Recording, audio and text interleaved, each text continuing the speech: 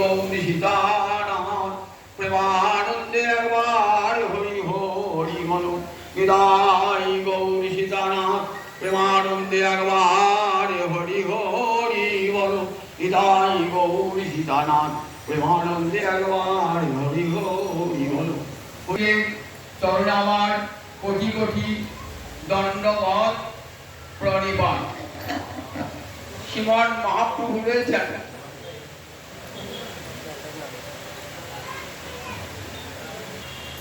মর্তের কৈলাস কাশীকে বলা হয়, যেখানে শিব অন্নপূর্ণা রয়েছে, সেখানে রয়েছেন মহাপ্রভু চন্দ্রশেখরের মেয়ে, নিয়েছেন সনাতন গোস্বামী পাদ। মন্ত্রিত্ব পরিত্যাগ করে অতি দীন বেশে মহাপ্রভুর চরণে পতিত হয়ে বলছেন, প্রভু আমার একটা প্রশ্ন আছে। সনাতন গোস্বামী পাদ সর্বশাস্ত্রে সুপণ্ডিত, যার ফলে তৎকালীন গৌরীর হোসেন শাহ তাকে প্রধান মন্ত্রিত্ব পদে নিযুক্ত করেছিল। সেই সনাতন গোস্বামী পাদ সমস্ত শাস্ত্রে সুপণ্ডিত, সমস্ত বৈদিক শাস্ত্রে সব তিনি জানেন। তথাপি মহাপ্রভুকে প্রশ্ন করলেন, উদ্দেশ্য এই, জগতের জীব মহাপ্রভুর থেকে শুনুন। শ্রীমদ ভাগবত যেমন দেখি 11 স্কন্ধে উদ্ধব ভগবান শ্রীগোবিন্দকে কত প্রশ্ন করছে। উদ্ধব কিন্তু সব জানেন, সর্বশাস্ত্রে সুপণ্ডিত উদ্ধব। কৃষ্ণাং প্রবরমন্ত্রী কৃষ্ণস্য দ্বৈত সখা, শিষ্য বৃহস্পতি সাক্ষাৎ উদ্ধব বুদ্ধি সত্তম, সাক্ষাৎ দেবগুরু বৃহস্পতির ছাত্র, চারি বেদ উপনিষদ তন্ত্র স্মৃতি সব তার নখদর করে। তথাপি মহাপ্রভুকে প্রশ্ন করেছেন, গোবিন্দকে প্রশ্ন করেছেন, উদ্দেশ্য গোবিন্দের মুখ থেকে উত্তরগুলো জীবজগতে জীব শুনে। ঠিক তেমনি করে সনাতন অজ্ঞ হয়ে বলছেন, দেখাচ্ছেন গুরুর কাছে কিছু জানতে গেলে নিজেকে অজ্ঞ সাজতে হয়, নইলে গুরুদেব কখনো উপদেশ দান করেন না। গীতায় দেখবেন অর্জুন যতক্ষণ তার জ্ঞানের গরিমা দেখাচ্ছেন, ততক্ষণ ভগবান কোনো উপদেশ দান করেন নাই। অর্জুন যখন বললেন শিষ্যস্তেহং সাধি মাং তাং প্রপন্ন, বলেন হে গোবিন্দ আমি তোমার শিষ্য, আমাকে তুমি উপদেশ দাও, যুদ্ধ করা আর যুদ্ধ না করা কোনটা শ্রেয় হবে তোমার বিচারে। যখন বললেন অর্জুন এই কথা, তখনই ভগবানের মুখ দিয়ে বার হলো অমৃতময়ী গীতা। ঠিক আছে, তেমনি দিনহীন হয়ে দরবেশের মতন ছদ্মবেশে গিয়েছেন সনাতন গোস্বামী পাদ, ভিক্ষুকের মতো গিয়ে বলছেন, কে আমি, কেন মরে, যারে তাপত্রয়, ইহা নাহি জানি মরি, কেমনে হিত হয়। তিনটে প্রশ্ন, আমি কে, আমার দুঃখ কেন, আর কি করলে আমি এই দুঃখ থেকে মুক্তি পাব। কেমন প্রশ্ন দেখুন, প্রশ্ন করাও জানতে হবে। এমন একটি প্রশ্ন করলেন যে প্রশ্নটা সবার কাছে গ্রহণযোগ্য। আমাদের ভারতবর্ষে 6টা দর্শন শাস্ত্র, তো প্রথম দর্শন শাস্ত্রের নাম সাংখ্য দর্শন। সেই সাংখ্য দর্শনে আলোচনাটা কেমন ভাবে আরম্ভ হয়েছে, ভগবান আছেন কি নাই সেই নিয়ে কিন্তু আলোচনা হয়নি। কেন? যারা আস্তিক তারা স্বীকার করবেন ভগবান আছে, যারা নাস্তিক তারা বলবেন ভগবান নাই। তাহলে দর্শনের কথাটা একদলের কাছে গ্রহণযোগ্য আর একদলের কাছে গ্রহণযোগ্য হবে। কাজে এমন দর্শন শাস্ত্রের ভাষ্য হবে যেটা সকল জনের কাছে গ্রহণযোগ্য। কি দিয়ে আরম্ভ হল দর্শন শাস্ত্র? দুঃখ আছে, এটা যারা আস্তিক, যারা ভগবানকে মানেন তারাও স্বীকার করবেন, যারা নাস্তিক তারাও স্বীকার করবেন দুঃখ আছে। আর সেই দুঃখকে কেমন করে দূর করা যায়, এমনি করে সাংখ্য দর্শনে যে প্রশ্ন শুরু হলো, সে মীমাংসা শেষ হলো কোথায়? বেদান্ত দর্শন। সাংখ্য দর্শনের পরের দর্শন নাম পাতঞ্জল দর্শন, পতঞ্জলি ঋষির লেখা। তারপরে দর্শনের নাম ন্যায় দর্শন, ঋষি গৌতমের লেখা। তারপরে দর্শন কণাদের লেখা বৈশেষিক দর্শন।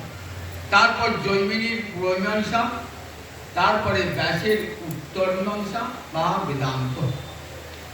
এইখানে পরিসমাপ্তি ঘটেছে। কি করে দুঃখকে দূর করা যায়, কেমন করে সুখের প্রাপ্তি ঘটে, এটা নিয়ে ভারতবর্ষে 6টা দর্শন শাস্ত্রের আলোচনা। সবশেষে ঋষির বক্তব্য কেমন করে সুখ হবে, বলে নাল্পে সুখমস্তি, অল্পে সুখ নাই, যো বৈ ঘুমা তৎসুখম। সেই ঘুমা বৃহৎ বস্তু পরব্রহ্মকে জানলেই জীবনে সুখ হয়। সুখের সন্ধানে গিয়ে সেখানে সর্বশেষ বার্তা দিলেন, যো বৈ ঘুমা তৎ বৈ সুখম। সেই ভগবানকে না জানলে কখনো সুখ হয় না। এখানে সন্তোষের পদ বলেন, কে আমি কেন বলে যারে তাপত্রয়, ইহা নাহি জানি মুই কেমনে হিত হয়। আমি কে, আমার এই দুঃখ কেন, আর এই দুঃখটা দূর হবে কেমন? সর্ববাদী সম্মত প্রশ্ন সবাই স্বীকার করবে। আস্তিক নাস্তিক সমস্ত ধর্মের সমস্ত বর্ণের লোক সবাই স্বীকার করবে না আমি কি, সবার জানার ইচ্ছা। আমার দুঃখ কেন, এটাও সবার জানবার ইচ্ছা। আর কি করে এই দুঃখ দূর করা যায়, এটাও সবাই জানতে চান। মহাপ্রভু সর্বকথার উত্তরটা দিলেন, জীবের স্বরূপ হয় নিত্য কৃষ্ণ দাস। জীবকে বলা হয়েছে ব্রহ্মের অংশ। অংশ, তার কাজ অংশীর সেবা করা। তাই অংশ অংশীর দাস। অংশের সঙ্গে অংশীর সব সময় সম্পর্ক থাকবে, জীবের সঙ্গে ভগবানের সব সময় সম্পর্ক থাকবে। দুর্লভ মানব জন্ম পরিগ্রহ করে কি জন্যে? ভগবানের সেবা করবার জন্য। কারণ জীব সেই পরব্রহ্মের অংশ। আমার দুঃখ কেন? পরব্রহ্মকে ভুলেছি বলে মুখটা আমার ভগবানের দিকে নাই, এই ভোগময় জগতের দিকে আমার মুখটা। আমি ভোগময় জগতে ধন জন বিত্ত ঐশ্বর্য যশ প্রতিষ্ঠার মধ্যে সুখ খুঁজে বেড়াচ্ছি। আমি ভাবছি খুব বড় লেখাপড়া শিখলে আমার সুখ হবে, বড় চাকরি হবে, প্রচুর টাকা পয়সা উপায় করলে আমার সুখ হবে, বড় বাড়ি করলে সুখ হবে, 5টা গাড়ি করলে সুখ হবে, কেউ আমাকে যশ দান করলে আমার সুখ হবে। এমনি করে সবাই কিন্তু আমরা সুখের পশ্চাতে ছুটেছি। গিয়ে দেখছি মরীচিকার মতো, মরীচিকা মরুদেশে নাসে প্রাণ তৃষা পেয়েছে। মরুভূমি থেকে জল খুঁজছি, দেখছে বাড়ির উপরে সূর্যে কিরকম চিকচিক করছে, ওই যে জল, ওই যে সরোবর। ছুটে গেলাম, দেখলাম কোথায় সরোবর, বাড়ি চিকচিক করছে। আবার কিছু দূর গেলাম, ওই যে সরোবর, জল পাবো। গেলাম, সেখানে সূর্যের জন্য বাড়ি চিকচিক করছে। এমনি করতে করতে গিয়ে শেষ পর্যন্ত জলতৃষ্ণায় জীবনটা ছেড়ে গেল। আমাদের ঠিক এমনি, স্ত্রী পেলে সুখ পাবো, পুত্র পেলে সুখ পাবো, টাকা পেলে সুখ পাবো, যশস্বী হলে সুখ পাবো, এমনি করে সুখের সন্ধানে প্রতিটি মানুষ ব্রাহ্মণ থেকে চণ্ডাল পর্যন্ত, পুণ্যবান থেকে পাপিষ্ঠ পর্যন্ত, ধনহীন থেকে ধনবান পর্যন্ত, ব্রাহ্মণ ক্ষত্রিয় বৈশ্য শূদ্র নরনারী বিশ্বের সমস্ত প্রাণী সুখের সন্ধান কি করে সুখ পাওয়া যায়, ইহা নাহি জানি ওই কেমন হৃদয়। মহাপ্রভু কি বলে উত্তরটা দিলেন, জীব তুমি নিত্যের কৃষ্ণ, নিত্য কৃষ্ণদাস, মুখ যদি কৃষ্ণের দিকে ভগবানের দিকে হয় তাহলে সুখটা পাবে। আমার দুঃখ কেন বলেন, দুঃখ তোমার কেন হয়েছে জানো? দুঃখ ভগবান থেকে মুখটা ঘুরিয়ে দিয়েছো, তাই তোমার এত দুঃখ। ভগবান থেকে মুখটা ঘুরিয়ে বিষয়ের দিকে ছুটে চলেছো, যত বিষয়ের দিকে ছুটবে তত দুঃখ তোমাকে আক্রমণ করবে। তাহলে কখন সুখটা হবে? যখন মুখটা ঘুরে যাবে ভগবানের দিকে। ভগবানের দিকে যখন মুখটা ঘুরে যাবে, সাধু শাস্ত্র কৃপায় যদি কৃষ্ণের মুখ হয়, সেই জীবের স্তরে মায়া তাহারই ছাড় হয়। কবিরাজ গোসাই পাশ সুন্দর কয়েক সালে বলেছেন, কেন জীবের দুঃখ? কৃষ্ণ ভুলি সেই জীব অনাদি বহির্মুখ, অতএব মায়া তারে দেয় ভীষণ দুঃখ। জীবের দুঃখ কষ্ট কে দিয়েছেন? বলেন মহামায়া দিয়েছেন দুঃখ কষ্ট। কেন? গোসাই বলছেন, জীবানাম অনাদি ভগবত বৈমুখ্যম অসহমানা। জীব কৃষ্ণ ভগবত ভজন করে না, তার বিষয়ের দিকে মুখটা, এটা মা মহামায়া সহ্য করতে পারেন না, তাই জীবকে শাস্তি দিচ্ছেন। কেমন শাস্তি? থাক ভোগময় জগতে, দেখ ভোগের জ্বালাটা কেমন একবার দেখ, ভোগের জ্বালাটা কেমন একবার দেখ, ভোগ করে ধন জন সব দেখি তোর কেমন সুখ হয়।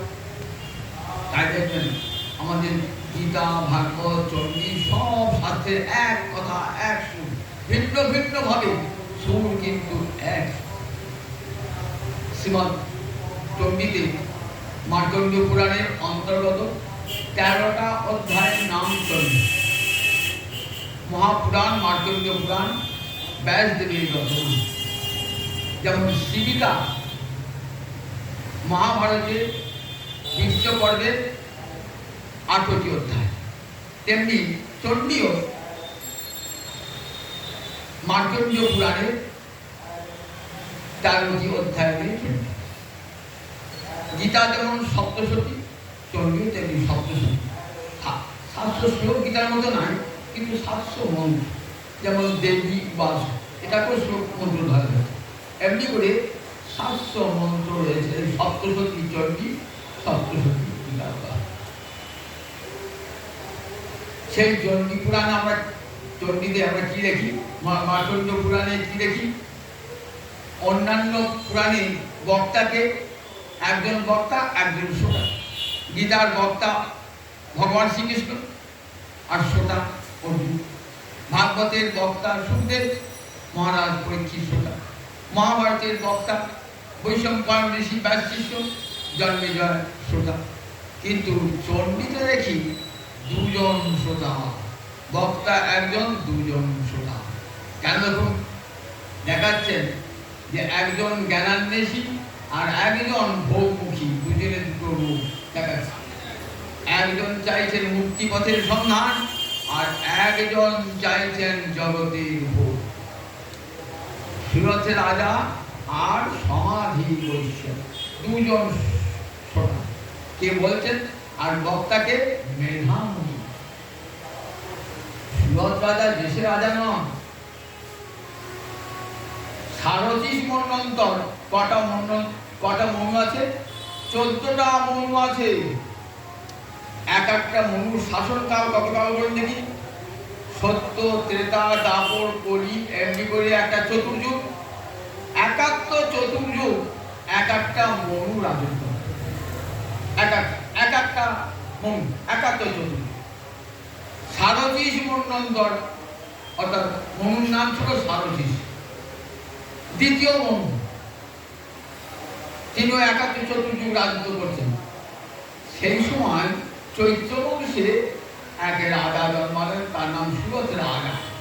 সুরত রাজা রাজা কিন্তু কেমন প্রজাগণকে পালন করতেন ঠিক নিজের ঔরসজাত পুত্রের মতো। তার রাজ্য শাসনের কোনো ত্রুটি ছিল না, প্রজারা পরম সুখে ছিল। নিজের রাজ্য ছাড়া তাও আর একটা নগরী সে শাসন করত, তার নাম কোলা। দক্ষিণ দেশে কোলা বলে একটা নগরী, সেখানে এক ক্ষত্রিয় রাজা ওই কোলা নগরীটা দখল করে। রাজা বিশাল সৈন্যবাহিনী গেল, কিন্তু কেমন ভাগ্যের এমন পরিহাস, রাজা এত সৈন্য নিয়েও সেখানে পরাজিত হয়ে গেলেন সামান্য সৈনিকের কাছে।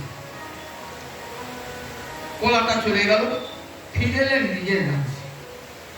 নিজের রাজ্যে ফিরে গেলেন, নিজের রাজ্যের যারা মন্ত্রী সচিব তারা করল রাজার বিরুদ্ধে ষড়যন্ত্র করতে লাগলো।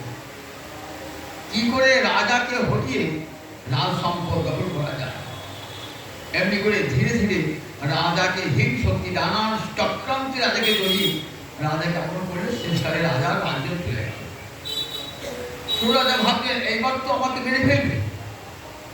তখন কি বলেন, একাকী হয় আরুচ্ছ জগাম গহনন্দ, কাউকে জানতে না দিয়ে নির্জনে একটা ঘোড়ায় চেপে চলে গেলেন কোথায়, একটা নির্জন অরণ্যে চলে গেলেন, যাতে কেউ জানতে না পারে, নিজের প্রাণটাকে বাঁচাবার জন্য।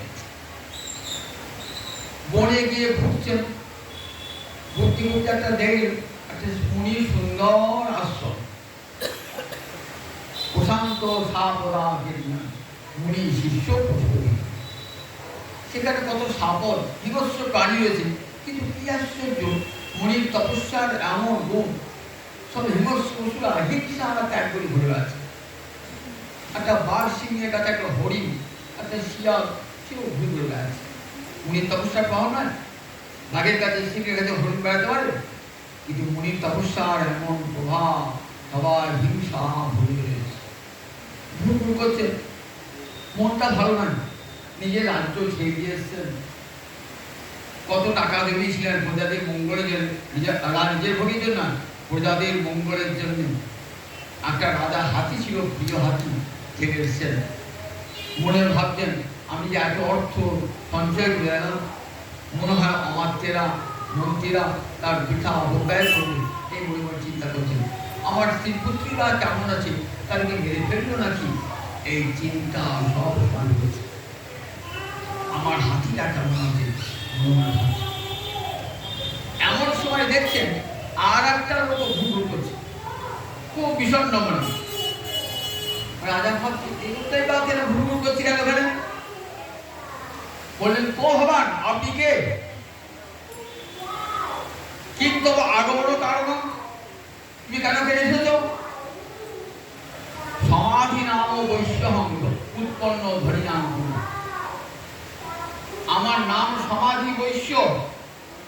আমি খুব ধনের ঘরে জন্মেছিলাম, আমার প্রচুর ঐশ্বর্য, অঢের ঐশ্বর্য, প্রচুর টাকা করেছিলাম। আমি বণিকের ঘরে ছেড়ে তো প্রচুর টাকা করেছিলাম, কিন্তু ধনলোভাত অসাধুভি পুত্র দ্বারই নিরস্তা। আমার স্ত্রী পুত্র কি বলে জানো, আমার কাছে টাকা পাবার লোভে সব টাকা পয়সা কেড়ে নিয়ে আমাকে তাড়িয়ে বাড়িতে। স্ত্রী পুত্র দেখুন অর্থটা বুঝিয়ে দেখুন, নিজের স্ত্রী পুত্র বাড়ি থেকে তাড়িয়ে দিয়েছে, সেই অর্থ এত অর্থ উপার্জন করেছে, ছেলে মেয়েদের মঙ্গলের জন্যই করেছে, অথচ সেই স্ত্রী পুত্র ধনলোভা অসাধুভি পুত্র দ্বারে নিরস্ত। অসাধু পুত্র, অসাধ্বী স্ত্রী স্বামীকে বাড়ি থেকে তাড়িয়ে প্রাণ ভয়ে পালিয়ে এসে বলছেন, আমি জানো রাজাকে বলছে, রাজা আমার মনের অবস্থা খুব খারাপ, আমার স্ত্রী পুত্র সব কেড়ে কুড়ে নিয়ে আমাকে তাড়িয়ে দিয়েছে, কিন্তু কি আসলে জানো রাজা, আমার মনটা কিন্তু পড়ে আছে সেই স্ত্রী পুত্রের। কি আশ্চর্য!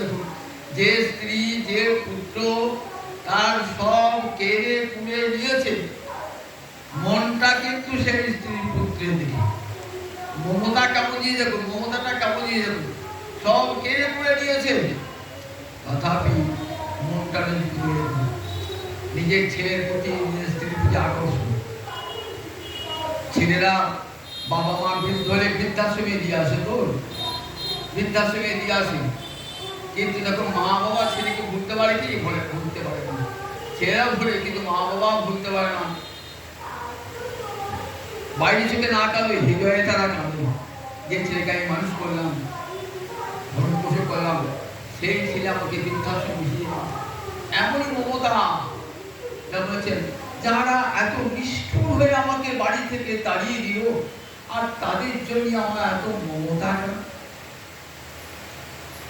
রাজা ভাবছে যে সমান মনের ব্যথা, সমব্যাথী রোগ পেয়েছি, আমার তো অন্তরের অবস্থা, দুজন যদি মনের অবস্থা এক হয় না, বন্ধু হয়ে যায়।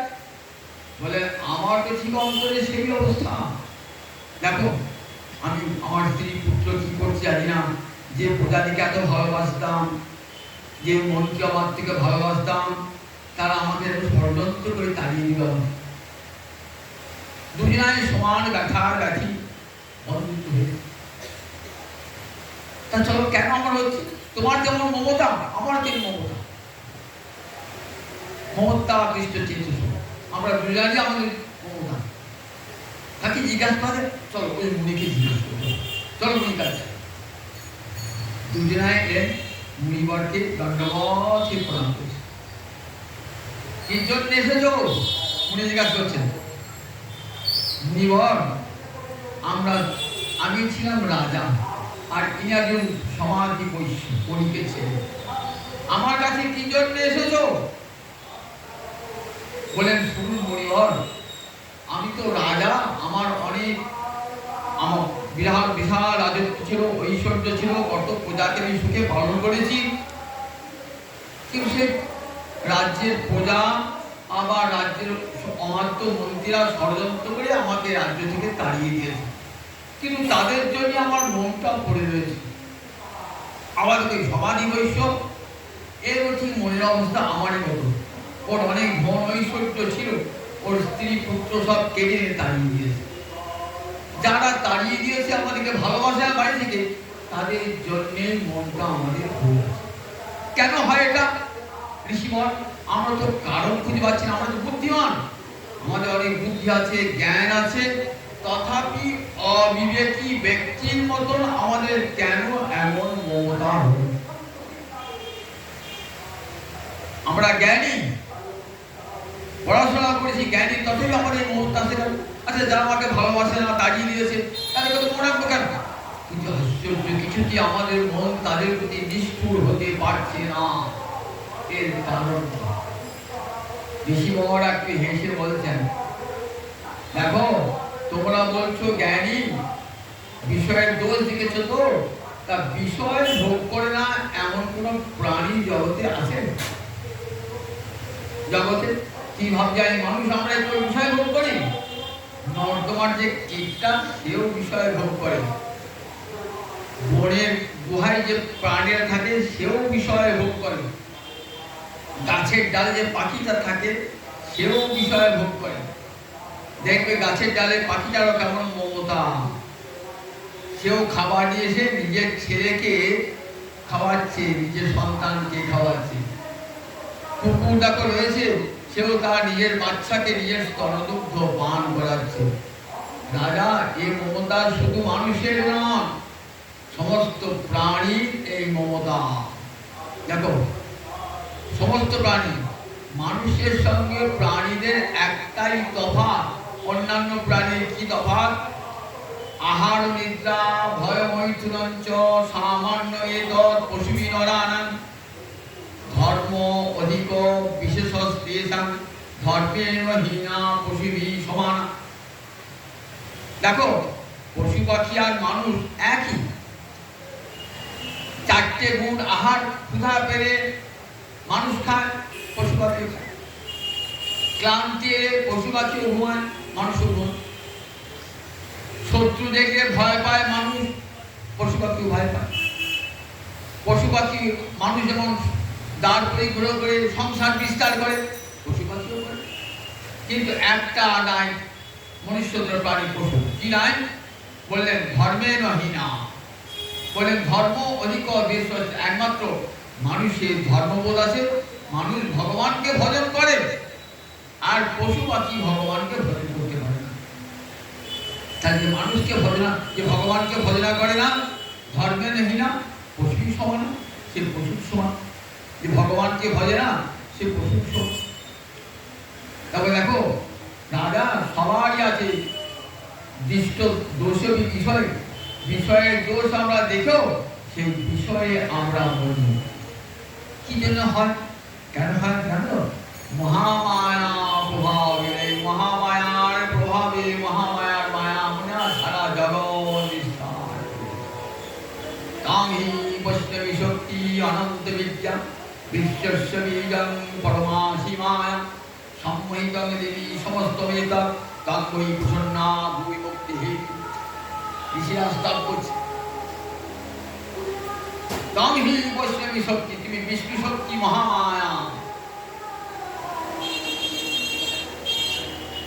তুমি বিষ্ণু মায়া। ইয়া দেবী সর্বভূতেষু বিষ্ণু মায়েতি শক্তিতা নমস্তস্যৈ নমস্তস্যৈ নমস্তস্যৈ নমো। বিষ্ণু মায়া, সেই মহামায়ার প্রভাবে, মহামায়া প্রভাবে সংসার স্থিতিকারিণা, সংসারের সৃষ্টি স্থিতি লয়ের কারণ স্বরূপা, বিশ্বের বীর স্বরূপা মহামায়া। তার প্রভাবে মহামায়া বলেছেন, দেখ আমাকে ভূমি রেখেছেন, স্ত্রী দিয়ে, পুত্র দিয়ে, অর্থ দিয়ে, বৃত্ত দিয়ে, ঘর দিয়ে, বাড়ি দিয়ে জীবকে ঘুরিয়ে রেখে দিয়েছেন। কেন? যতক্ষণ পর্যন্ত বিষয়ের জ্বালা উপলব্ধি না করছে, ততক্ষণ পর্যন্ত বিষয় ভোগ করুক। বিষয় ভোগ করতে করতে বুঝুক যে বিষয়ের সুখ নাই, একমাত্র সুখ ভগবানের ভালোবাসা। এটি মহামায়া কি করেন? তাই জীবানাম অনাদি ভগবত বৈরুক্ষম অসহানা, কৃষ্ণপুরী সেই জীব অনাদি বহির্মুখ, অতএব মায়া তারে দেয় ভিতরু। প্রভু স্বর্গে উঠায়, প্রভু নরকে ডুবায়, দণ্ড জমিয়ে রাজা যেমন নদীতে ডুবায়। কখন আমাকে সর্বসুখ দিলেন, আবার কখন নরকে ফেলে দিলেন। এক জন্মে কত কোটি কোটি টাকার মালিক হলাম, কত নাম যশ হলো, কত বাড়ি গাড়ি হলো, পরের জন্মে ভিখিরি, একটা থাকবার ঘর পর্যন্ত না। কর্মফল ভোগ তো হয়, সবাইকে কর্মফল ভোগের জন্য এক জন্মে পেলাম, পরের জন্মে ভাগবতটা উদাহরণ দিয়েছেন। ওই দেখো একটা কুকুর যেমন এক বাড়ি থেকে আর এক বাড়ি যায়, এক বাড়ি থেকে একবার ফুৎপরিত দশাধীন সারমেয় গৃহণ গৃহণ। পুনায় কাতর একটা কুকুর এক বাড়ি থেকে আর এক বাড়ি গেল, এক বাড়িতে দুটি খেতে দিল, না দুটি নাম, দুটি অন্ন নাম, আর এক বাড়ি ঝাঁচা নিয়ে দিয়ে দিল। এই কোনো জন্মে খুব সুখ ভোগ করলাম, আর কোনো জন্মে ওই ঝাঁটার বাড়ি খেতে হল। এমনি করে জীব একবার একবার প্রভু স্বর্গে উঠায়, প্রভু নরকে উঠায়। মহামায়া প্রভাব দিয়ে না।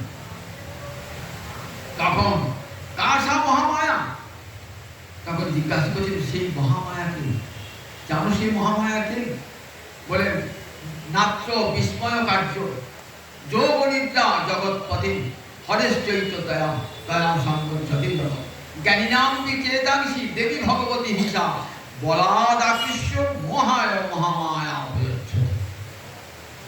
জানো সেই মহামায়াকে? কি তার প্রভাব জানো?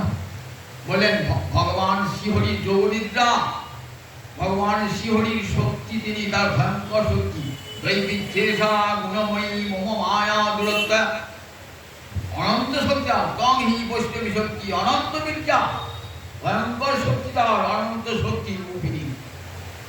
সেই মহামায়া জগৎপতি ভগবান শ্রীহরি যোগ নিদ্রা দয়া সম্মোহিত, জগৎ সমস্ত তার দ্বারা মোহিত হয়ে রয়েছে।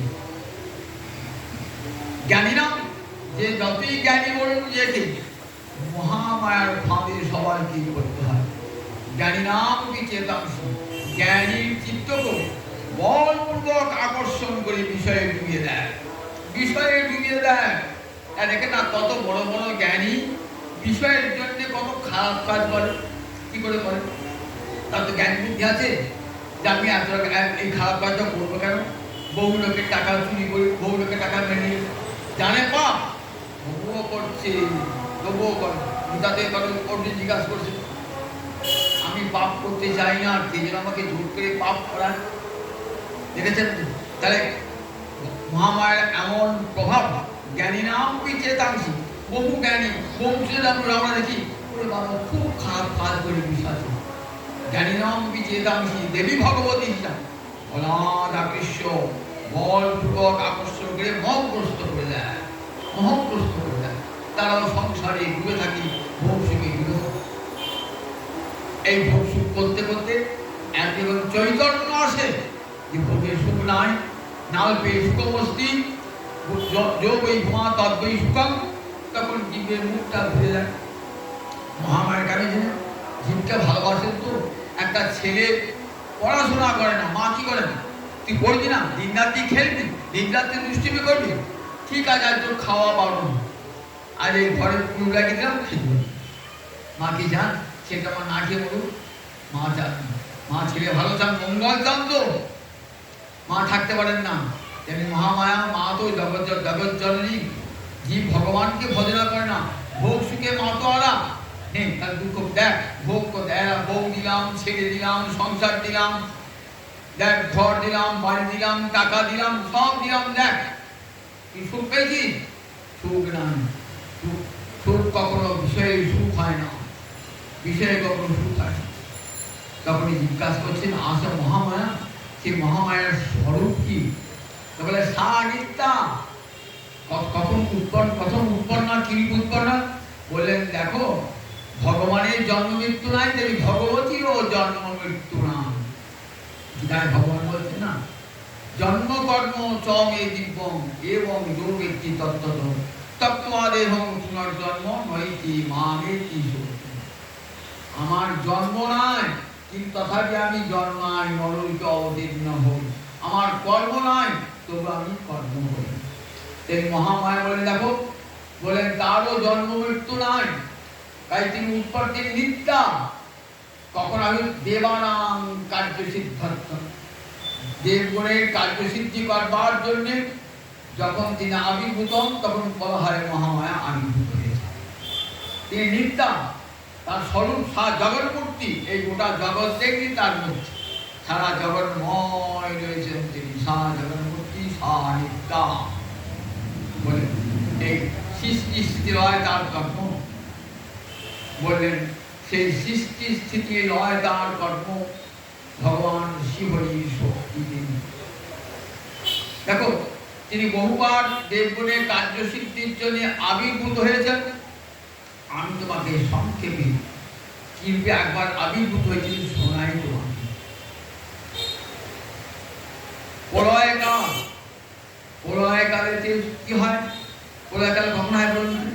ব্রহ্মা যখন ঘুমাতে যায়, সত্য ত্রেতা দাপর করি একটা চতুর্যুগ, একাত্তর চতুর্যুগে এক মন্বন্তর, 14 মন্বন্তের ব্রহ্মার একটা দিন, দিন শেষ হয়ে গেল, রাত্রি এলো, ব্রহ্মা ঘুমিয়ে পড়ল, যাই ঘুমিয়ে পড়ল, ওরা সব জল আর জল, সব আর জল।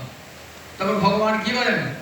অনন্ত নাগের পিঠে শয্যা করে ভগবান শুয়ে পড়েন। 11 দিন আর এক সমুদ্র রাত্রি সেখানে শুয়ে আছেন ভগবান, শুয়ে আছেন। ভগবান শুয়ে আছেন তো এই সময় ভগবানের কর্ণমঠ হতে দুটো অসুখ জন্মেছে, মধু আর বৈত, রজ আর তমগুণের ভরা। তারা কি করবে? বেদ কেড়ে নেবে ব্রহ্মার হাত থেকে। ব্রহ্মাণ হন্তু উদ্যত, ব্রহ্মাকে হত্যা করবারই বুদ্ধ হচ্ছে। ব্রহ্মা ভাবছেন মা এখন তো ভগবান শিহরি নির্দিত, আর ভয়ঙ্কর দস্যু, এদের সঙ্গে আমি যুদ্ধ করবো, তাও করি, আমার দেশে শক্তি নাই, তাহলে কি করি? আমি তো যুদ্ধ করতে পারবো না। তখন কি করবেন? তখন ভাবছেন যোগনিদ্রার স্তুতি করবেন। তখন মহামায়ার স্তুতি করেছেন, এই স্তুতির নাম বিশ্বেশ্বরী স্তোত্র।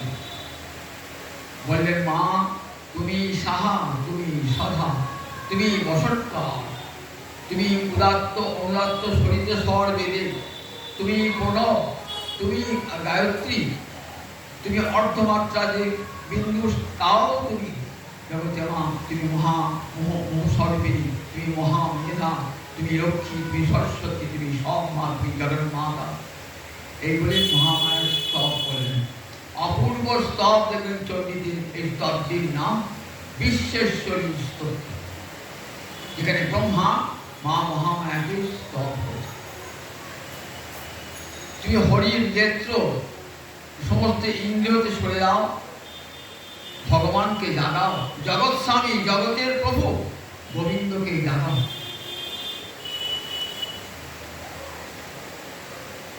সঙ্গে সঙ্গে ব্রহ্মার স্তবে মা তুষ্ট হয়ে শ্রীহরি নেত্রা অনুমণ্ডল ইন্দ্রিয় হতে সরে এলেন। ভগবান ঘুম থেকে উঠলেন, উঠেই দেখছেন মধু আর কৈটব ব্রহ্মাণ হন্তু উদ্যত, ব্রহ্মাকে হত্যা করবাজি উদ্যত হয়েছে। এসো আমার সঙ্গে যুদ্ধ করবি। যুদ্ধ একদিন দুদিন না, পঞ্চবর্ষ সহস্রান, 5000 বছর ধরে যুদ্ধ। একদিন দুদিন না, 5000 বছর। কেউ হারে না, কেউ যেতে না।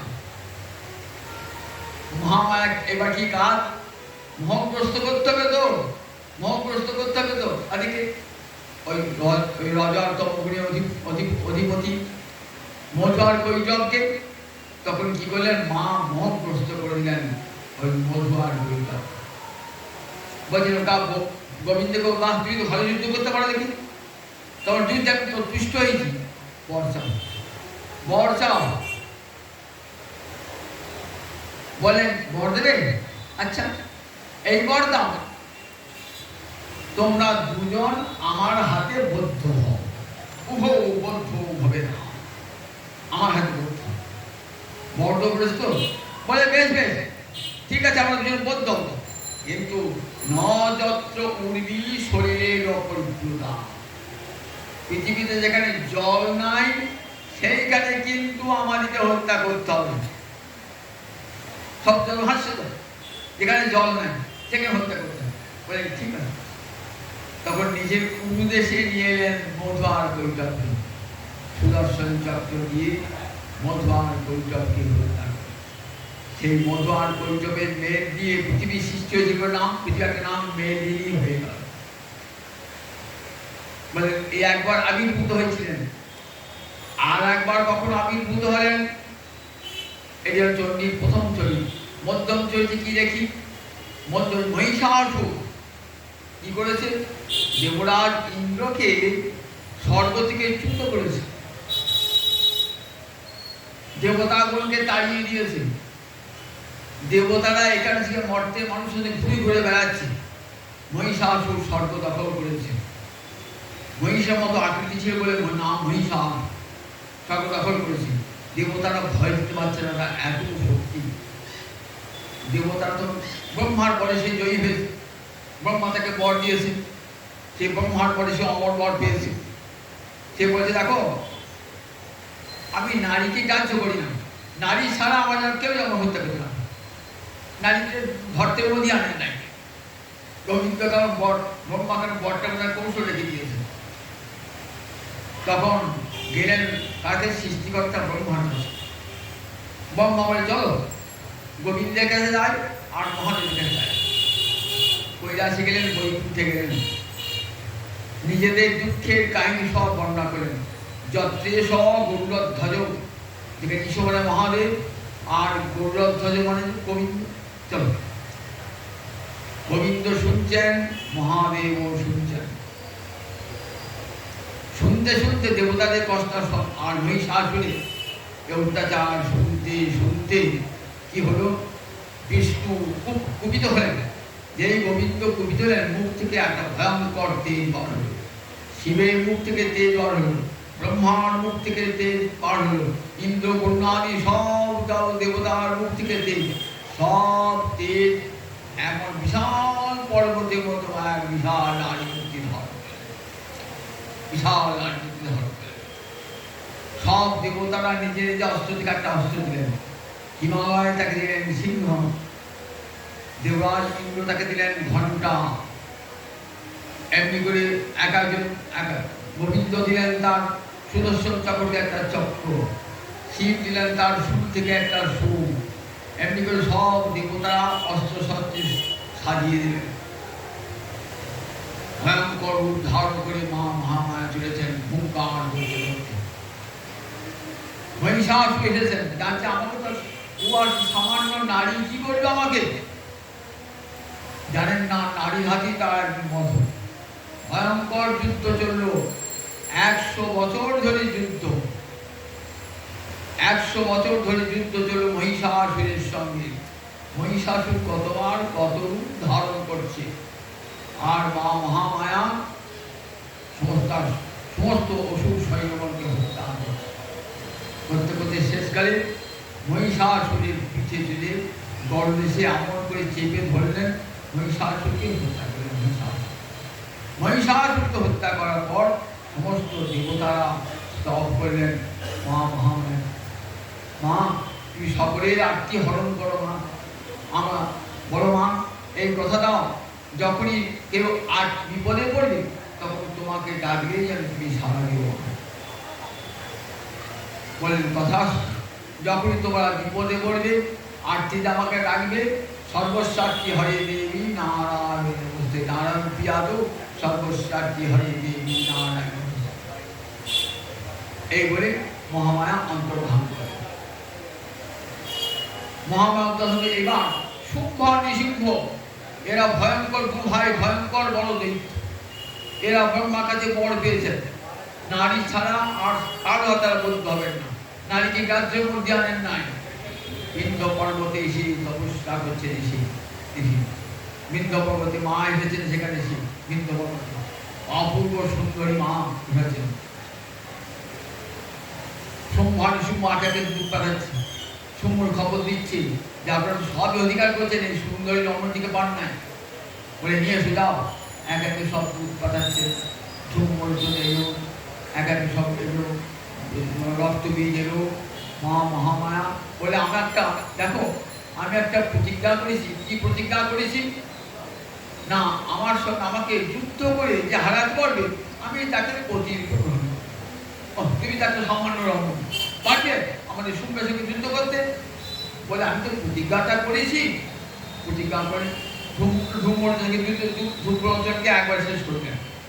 চন্দ্রমুন্ড এলো, শেষ হয়ে গেল। রক্ত বীজ এলো, শেষ হয়ে গেল। শুম্ভ এলো, শেষ হয়ে গেল। নৃসিংহকে শেষ করে মহামায়া।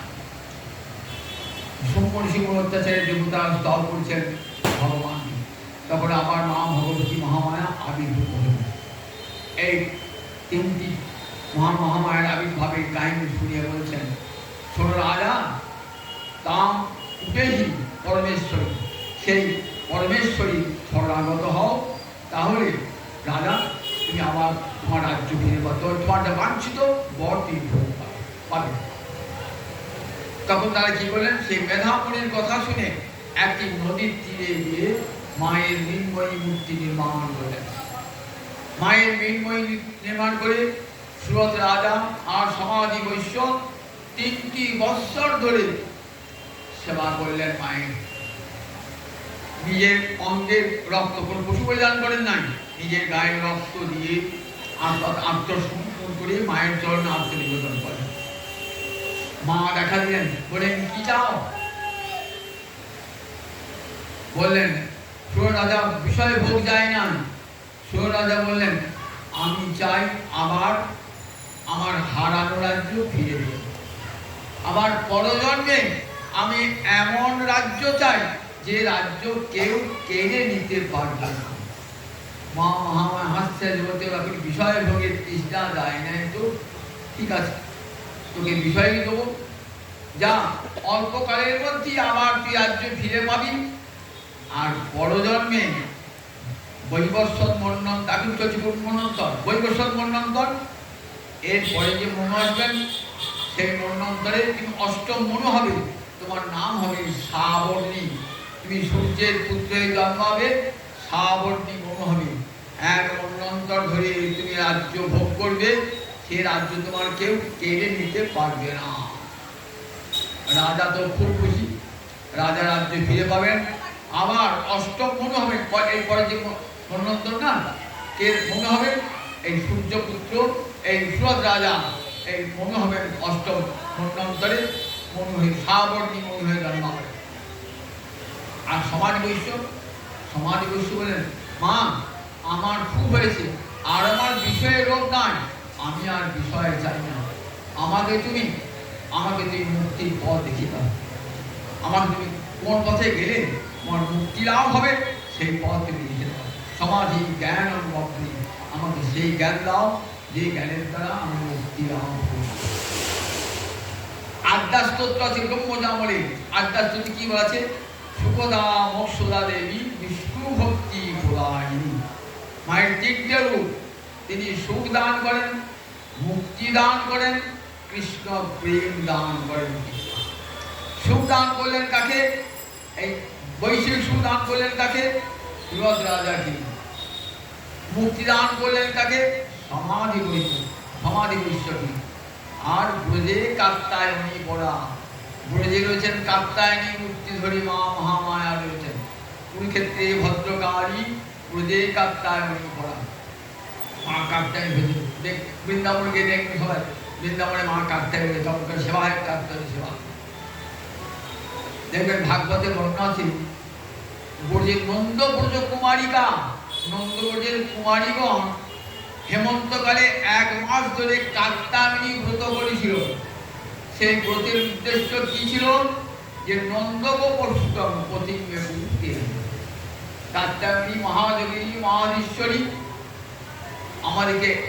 আমাদের এই বাঞ্ছা পূর্ণ করো, নন্দগোপ নন্দন যেন আমাদের স্বামী হয়। মা কাত্যায়নী তাদের বাঞ্ছা পূর্ণ করেছিল। এই মা কাত্যায়নী বৃন্দাবনে যে যোগমায়া, মায়ের দুটো রূপ, একটা রূপ মহামায়া, সেই ত্রিগুণময়ী মায়া জগৎ কি করছেন? একটাতে বিষয় মুখী করে রেখে দিচ্ছেন, ভোগ সুখ দিচ্ছেন। আর একটা যদি বলেন ভোগ সুখ ভোগ করতে করতে বিষয়ের তৃষ্ণা দূর হয়ে যাবে, মনটা ভগবানের দিকে যাবে, তখন কৃষ্ণ উন্মুখ মোহিনী, তখন মা কি করবেন? এই দরজা খুলে দিলাম। গীতায় বলছেন, নাহং প্রকাশ সর্বত্র যোগ মায়া সমাবৃত। যোগ মায়া আমাকে ঢেকে রেখে দিয়েছে, সবারই কাছে আমার রূপটা দেখাবে না। বহু সাধনা করি, আমাকে দেখার যখন যোগ্যতা লাভ হবে, তখন যোগমায়া এই মন্দিরের দরজা খুলে দেবে। দেখ, সে কাত্যায়নী বৃন্দাবনে যত লীলা, যোগমায়া কাত্যায়নী লীলা পদ্ম বিকাশিনী। বৃন্দাবনে যত লীলা কে করতেন? এই যোগমায়া। রাসলীলা যোগমায়া উপাসিত, যোগমায়াকে আশ্রয় করি। বলছেন, আমিও না জানি না, জানে গোপীগণ, দোহার রূপ হরে দোহার নিত্য দোহার মন। আমি জানি না যোগমায়া কখন কি লীলা করেন। যে গোপীগণ কৃষ্ণের নিত্যকালের প্রেয়সী, সেই গোপীগণকে পরবধূ সাজিয়েছেন কে? যোগমায়া পরবধূ সাজিয়েছেন। কি অপূর্ব লীলা! বাঁশি বেজে উঠেছে বংশী বটে, গোপীরা যাবেন তো তখন কি করেছেন? সব তাদের স্বামীরা, ভ্রাতারা, আত্মীয় স্বজনরা আটকেছেন, যেতে দেবেন না। যোগমায়ার শক্তির কাছে কেউ পারে? আসল গোপীগুলি সব চলে গেল, যোগমায়া সব নকল গোপী তৈরি করে দিলেন। সেগুলি সব স্বামীর সঙ্গে, ভাইয়ের সঙ্গে, পিতার সঙ্গে সব ফিরে গেল। সব গোপীরা জানলেন যে গোপীরা আমাদের কাছেই আছে। এদিকে কৃষ্ণ রাজা করছেন কোটি কোটি গোপী করতে। দেখেছেন কেমন যোগমায়ার কেমন লীলা, কেমন যোগমায়া লীলা। ব্রহ্মমোহন লীলার দিনেতে দেখছেন কি বললেন? সব ব্রহ্মা কেটে দিয়েছেন, সব যত বালক বাছুর সব চুরি করে নিয়েছেন। যোগমায়া সব তো বালক বাছুর চুরি করে নিয়েছে। বললেন, প্রভু কোনো চিন্তা নাই, যতগুলো বালক বাছুর তৈরি করেছেন ততগুলো বালক বাছুর আছে। দেখছেন বৃন্দাবনে ততগুলো বালক বাছুর সব এক গোবিন্দই সব কোটি কোটি বালক বাছুর হয়েছে। বলরাম দেখতে গেছেন, আর বছর শেষ হতে কয়েকদিন বাকি আছে। বলরাম ভাবছেন, আগে আমার কৃষ্ণের প্রতি যেমন ভালোবাসা ছিল, সেই ভালোবাসাটা কমে গেল কেন? এখন গোবৎস শ্রীরাম শ্রীরামের প্রতি সেই ভালোবাসা আসছে কেন? তাহলে কার মায়া? এই নিশ্চয় আমার ভক্ত মায়া, আমার প্রভু মায়া, যোগ মায়া। মা যশোদা দেখছেন গোবিন্দের মুখবিবারে বিভোগ করিলাম, দেখছেন অনন্ত ব্রহ্মাণ্ড, যোগ মায়া করছেন, দেখছেন দেখ তোর গোপাল কে, দেখ অনন্ত ব্রহ্মাণ্ড দর্শন করছেন। মায়ের মধ্যে বইলা বসে নিজের ছেলে বলে ভাবছি, কাউকে নিজের বলে ভাবা উচিত নয়। বৈরাগ্য, গোপাল সব কিছুর মধ্যে মায়া, আমার মা বাবা বৈরাগিনী হয়ে যাবে, আমাকে দুধ খাওয়াবে না, আমাকে করে দেবে না, বলে কোনো চিন্তা নাই। সঙ্গে সঙ্গে বৈষ্ণবী মায়া বিস্তার করলেন। মা তখন সব ভুলে গেলেন, বলে আমার গোপাল, আমার গোপাল, সাত সাগরে সীতামণি গোপাল। এই বৃন্দাবনে যত লীলা অন্তরঙ্গা শক্তি যোগ মায়া সমস্ত লীলা করছেন বৃন্দাবনে। কৃষ্ণ প্রেয়সী নারায়ণী নারায়ণ প্রেয়সী হয়ে গেছেন, তার ভয়ঙ্কর শক্তি। আমরা কেন পুষে দেখি যে দেবতারা অসুরদের সঙ্গে যুদ্ধ করে জয়লাভ করেছে, জয়লাভ করে সব দেবতাদের কি সম্বিতম্বী। বায়ু বলছে আমার জন্যই তো হলো, যুদ্ধে জয়লাভ করলাম। অগ্নি বলছে আমার জন্যই তো হলো, এইসব বলছে একে একে। সবারই অহংকার হয়েছে। তখন মা দুর্গা ভৈরবতী রূপ ধরে গিয়েছেন, গিয়ে বলছে কাছে গিয়ে দেখো ইন্দ্র দেখো এত যদি ময় ছটা কাছে গিয়েছেন, অগ্নি দেবতার কাছে গিয়েছেন। তুমি কে গো? বলছে আমি অগ্নি। তোমার কি কাজ? আমি বিশ্বকে দিতে পারি। ও তুই বিশ্বকে করতে পারো? এই না একটা চিহ্ন দিলাম, ঘাস দিলাম, পুড়িয়ে দাও দেখি। শত চেষ্টা করো অগ্নি পোড়াতে পারো, শত চেষ্টা করো বাদ পারো না, অগ্নি ফিরে। এবার বায়ু দেবতা গিয়েছে, তোমার নাম কি? আমার নাম বায়ু। তুমি কি? আমি সব উড়িয়ে দিতে পারি, এক মধ্যে গোটা পৃথিবীতে উড়িয়ে দিতে পারি। ও তাই বুঝি? এই তৃণকাশিকে ওরাও দেখি, তৃণকাশিকে ওরাও দেখি। শত চেষ্টা করো সে তৃণকে সে জায়গা থেকে নড়াতে পারবে না, ফিরে গেল। তখন দেবরাজ ইন্দ্র এসেছেন, তখন মা হৈবতী একবার স্বর্গের আকাশে জ্যোতির্ময় মূর্তি হল। বলেন দেখো দেবরাজ ইন্দ্র, দেবতারা কত অহংকার করছে যে আমি আমাদের বলে জিতেছি। দেখো ব্রহ্ম শক্তি ছাড়া কখনো জয় সম্ভব নয়। তোমরা নিজের শক্তি দিয়ে যে তোমরা জয়লাভ করো না, ভগবানের শক্তিতে জয়লাভ করেছে। তখন ইন্দ্রের সেই জ্ঞান হলো, তোমার কেন পরিষদের এই কাহিনী।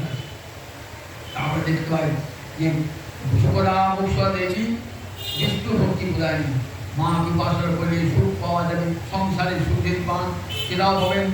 আবার তম্বই প্রসন্না ভূমি মুক্তি হেতু, মা যদি প্রসন্ন হন মুক্তির পথ দেখে দেন। শৈশা বরদা প্রসন্না কি বলে বিনাং ভবতী মুক্তয়ে, মা যদি প্রসন্ন হন তিনি তখন মুক্তির পথ দেখিয়ে দেন। আবার যদি মায়ের কাছে কেউ কৃষ্ণ ভক্তি প্রার্থনা করেন, মা থেকে কৃষ্ণ ভক্তি দান করতে পারেন। তাই আত্মার স্তুতি বলা হচ্ছে সুখরাম ও সোদা দেবী বিষ্ণু ভক্তি। 1580 খ্রিস্টাব্দে এই বাংলাদেশে দুর্গা পূজার প্রবর্তন করেছিলেন কে? তৎকালীন তাহিরপুরের রাজা, রাজশাহী জেলার তাহিরপুরের রাজা কংস নারায়ণ। তিনি ছিলেন একবারে আমাদের সুবেদার।